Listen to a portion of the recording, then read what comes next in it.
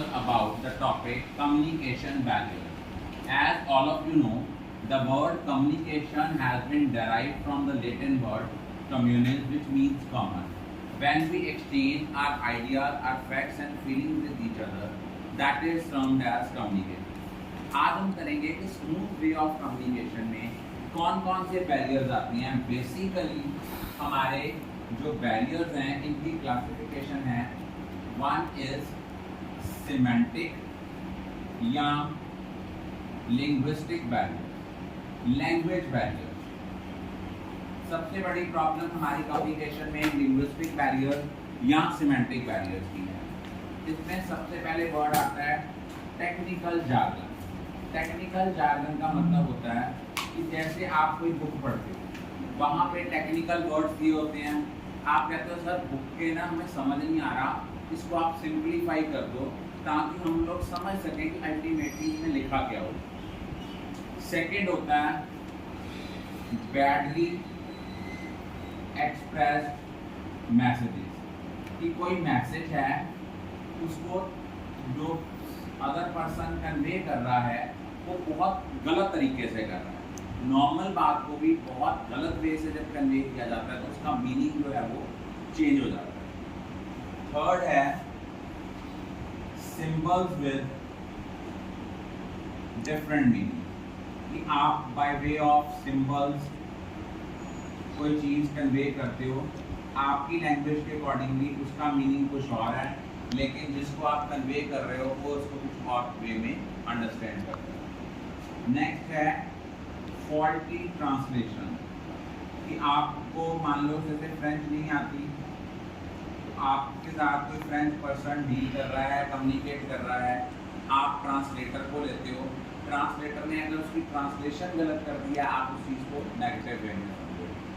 Fifth on clarified assumption. कि जब हम कोई चीज़ कन्वे कर रहे होते हैं, हम कुछ चीज़ें अज्यूम करके चलते हैं कि हम उसके बेटरमेंट के लिए कह रहे हैं. सपोज क्लास में टीचर पढ़ा रहा है, टीचर ने पढ़ाया, टीचर ने बच्चे को कहा बेटा पढ़ो, बच्चे ने उसको समझा कि टीचर मुझे पॉइंट आउट कर रहा है, लेकिन बेसिकली टीचर का मोटिव ये नहीं था. टीचर ये अज्यूम करके चलता है कि वो आपके बेटरमेंट के लिए आपको बार बार कन्वे कर रहे हैं, बार बार गाइड कर रहे हैं, मोटिवेट कर रहे हैं, बेटा आप पढ़ो, आप अपने टारगेट्स को अचीव करो. उसके बाद जो आपका सिक्स्थ आता है वो आता है body language and gestures decoding. कि मान लो मैंने आपको कोई बात समझाई, क्लास में बच्चा था, उसने बोला पता है मुझे, बट इट मीन्स मुझे तो ये लगना है कि वो पर्सन जो है दैट पर्सन इज इग्नोरिंग मी. हो सकता है उसकी हैबिट ही हो गर्दन मारने, लेकिन ये जो बॉडी लैंग्वेज है ना, ये आपकी कम्युनिकेशन वे को बहुत जो है वो इफेक्ट करती है. इफेक्टिव कम्युनिकेशन के लिए आपकी बॉडी लैंग्वेज परफेक्ट होना that is mandatory. Second category है साइकोलॉजिकल और इमोशनल बैरियर. साइकोलॉजिकली मान लो आपके टीचर, आपके पेरेंट्स आपको कुछ समझाते हैं. जब आप टीन एज में होते हो आपको लगता है कि हमें समझाई हो जाती है, रोज का काम है समझाना, रोज हमें डांटते हैं बेटा पढ़ लो, बेटा अपने टारगेट को अचीव करना है, आपने अच्छे मार्क्स लेने हैं. तो एक पर्सन की ना मेंटालिटी सेट हो जाती है दूसरे के रिगार्डिंग. ये होते हैं साइकोलॉजिकल बैरियर. इनमें सबसे पहला आता है लैक ऑफ अटेंशन. जैसे मान लो क्लास में लेक्चर डिलीवर किया गया, अब कई होंगे जो क्लास के बाहर देखेंगे, कई होंगे जो पेन के साथ वो टिक टिक करते जाएंगे बेंच को, एक दूसरे के फेसेस को देखेंगे कि पता नहीं इनको समझ आई है, इनको लगता है इनको भी नहीं समझ आई, ओवरहेड बाउंसर्स जा रहे हैं, तो हम लोग भी ये अज्यूम कर रहे हैं. तो जब हम किसी की बात जो कन्वे कर रहा है उसको ध्यान से नहीं सुनते, तो हमारी कम्युनिकेशन का जो नेट इफेक्ट है that will not be possible. जिस वे में वो बात हमें कन्वे करना चाहता है हम उस चीज़ को एक्सेप्ट ही नहीं कर रहे, उसकी बात को ध्यान ही नहीं दे रहे. सेकंड होता है डिस्ट्रस्ट. मान लो कोई आपका एक ऐसा पर्सन है जिसके साथ आपकी बॉन्डिंग नहीं है, टॉकिंग टर्म्स नहीं है या उस पर ट्रस्ट नहीं है, वो कई बार आपकी बेटरमेंट के लिए भी बात करता है ना, आप विश्वास ही नहीं करते. आप कहते हैं उसने मेरे लिए कौन सा बेटर करना है, ये हमेशा मेरे लिए नेगेटिव है, ये नेगेटिवली रहेगा। थर्ड आता है pre mature evaluation. Pre mature evaluation का मतलब होता है कि अगर वो चीज़ पढ़ाई जाए, पता है क्लास में कुछ ऐसे बच्चे बैठे हुए हैं, हमें ये टॉपिक दिया हुआ, हमें करने की जरूरत ही नहीं है, हमने ऑलरेडी पहले ही पढ़ा हुआ है। लेकिन नहीं, हर बार जब हम कोई टॉपिक पढ़ते हैं कुछ ना कुछ हमें नया सीखने को मिलता है, कुछ ना कुछ हम नया गेन करते हैं। ये जो प्री मैच्योर इवैल्यूएशन है ना, पहले ही इवैल्यूएट कर लेना, हमें पता है, मुझे पता है इसमें क्या होना है, क्या चीज़ है। पहले अगले की बात को ध्यान से सुनो, तो थोड़ी पेशेंस लेवल रखो। जो एक अच्छा पर्सन है ना, ही और she should be a good listener also. Fourth है loss by transmission and poor retention.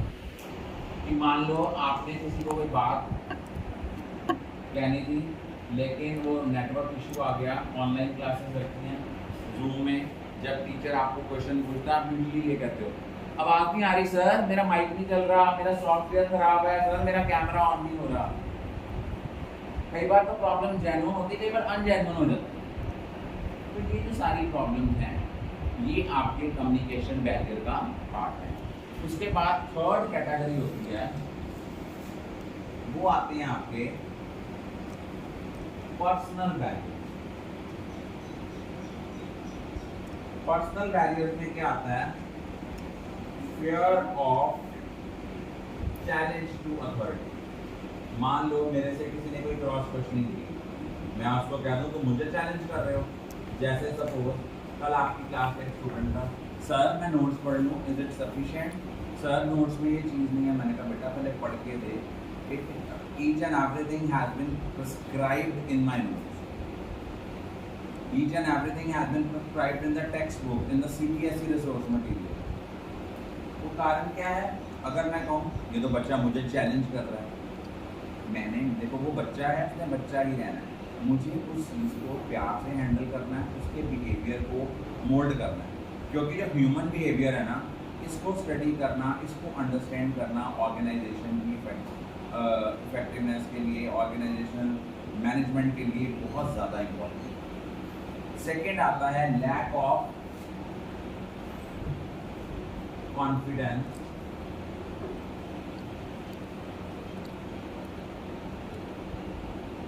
Of superior. मान लो आपके बॉस को आपके ऊपर कॉन्फिडेंट ही नहीं है, आप भी ये चीज़ काम बेटर वे में कर सकते हो, इसने नहीं काम करना। कई बार क्लास में होता है ना कि बच्चा पढ़ के आज हम कहते नहीं इसने नहीं पढ़ना, इसने करना ही नहीं है। लेकिन कई बार होता है हमें ड्रास्टिक चेंजेस आ जाते हैं, हमें अपने माइंड को, अपने वे ऑफ कम्युनिकेशन को ऑलवेज पॉजिटिव रखना है। उसके बाद lack of proper incentive.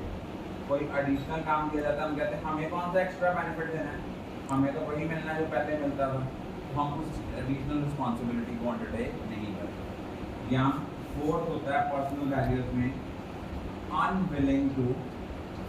Unwillingness to communicate. हम किसी से बात करना ही नहीं चाहते। मैं आपको कहता हूँ बेटा अपने इस फ्रेंड को, अपने इस क्लासमेट को ये बात कहता नहीं सर मेरी टॉकिंग टर्म्स नहीं है, I am not willing to talk with him और हर, तो मैंने ये बात करनी नहीं है। एक होते हैं ऑर्गेनाइजेशनल बैरियर। ऑर्गेनाइजेशनल बैरियर्स वो बैरियर्स होते हैं जो ऑर्गेनाइजेशन लेवल पे आते हैं। इनमें सबसे पहला आता है ऑर्गेनाइजेशनल पॉलिसी। अगर मान लो एक ऑर्गेनाइजेशन की पॉलिसी वर्कर्स के, एम्प्लॉयज़ के फेवर में नहीं है, एम्प्लॉयज़ उसको कभी भी सुनने को तैयार नहीं होते। रूल्स एंड रेगुलेशन, अब जैसे रूल्स एंड रेगुलेशन हैं कि डिसिप्लिन रहो, वॉक इन लाइन। आप लोगों को, आप क्या करते हो जब आपका जो तो अच्छे बच्चे होते हैं वो अपने टीचर्स के, अपने सीनियर्स की बात को मानते हैं, और जिनको जो डिस्ट्रैक्टेड होते हैं उनका काम क्लासेस में भी डिस्ट्रैक्शन करना। मान लो क्लास साइलेंट भी लगी हुई ना, उन्हें दूसरे को डिस्टर्ब करना है ताकि टीचर का भी डिस्ट्रैक्शन लेवल आए, क्योंकि आप तो आउट ऑफ माइंड है, उन्होंने बाकियों को भी खराब कर। उसके बाद थर्ड होता है complexity in organisational structure. Complexity in organisational structure का मतलब क्या होता है इसका मतलब होता है कि जैसे जैसे ऑर्गेनाइजेशन का लेवल बढ़ता है, एम्प्लॉयर और एम्प्लॉय में इंटरेक्शन कम हो जाता है। अब मुकेश अंबानी, अनिल अंबानी रोज अपने हर एम्प्लॉय से नहीं मिल सकते, क्योंकि उनके एम्प्लॉयज इन लैक्स हैं। वो कैसे मिल लेंगे? वो तो कोई मेजर डेविएशन होती हैं, मेजर कॉज होता है, तभी वो अपने एम्प्लॉय से डायरेक्ट कम्युनिकेट करते हैं। उसके बाद ऑर्गेनाइजेशनल फैसिलिटी। अब जैसे हमारे क्लासरूम का और हमारे अकाउंट्स डिपार्टमेंट का आपस में काफ़ी डिस्टेंस है। अगर मान लो उन्होंने इमीडिएटली कोई मुझे मैसेज देना है, तो अगर तो इंटरकॉम की फैसिलिटी है then they can immediately communicate with me. अगर इंटरकॉम फैसिलिटी नहीं है, वो कभी भी कम्युनिकेट नहीं कर पाएंगे। देखो कई बार हमारा स्टेटस जो है वो हमें अलाउ नहीं करता कि हम अपने से बिलो लेवल के पर्सन के साथ बात करें। ऐसी चीज़ कभी नहीं होनी चाहिए। ऑल आर इक्वल, और हम लोग सारे टीम मेंबर्स हैं। हमने एज अ टीम मेंबर बन के अगर अपने मन में ये स्पिरिट रखेंगे ना, एज अ टीम मेंबर की टीम स्पिरिट होगी, तो ऑर्गेनाइजेशन हमेशा ग्रो करेगी। इंडिविजुअलिज्म को प्रमोट करके कभी भी ऑर्गेनाइजेशन ग्रो नहीं होगी। I think all of you are